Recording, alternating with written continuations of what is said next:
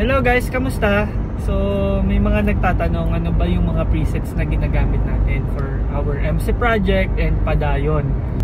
Before I give you those list of presets, let me remind you three things. Number one, your preset should depend on your brand or your desired output. Our output is leaning more on bright, natural, and vibrant tones. So we ensure that those presets that we use will boost those colors. Number two, presets are not free. So you have to invest on your outputs, on your editing.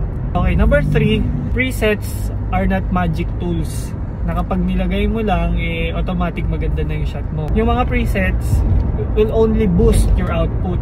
These are the presets that we use. In no particular order, and this is not sponsored guys. Number one, Mastin Lab. Number 2, Nobel preset. Number 3 is Good Light. Number 4, Refined.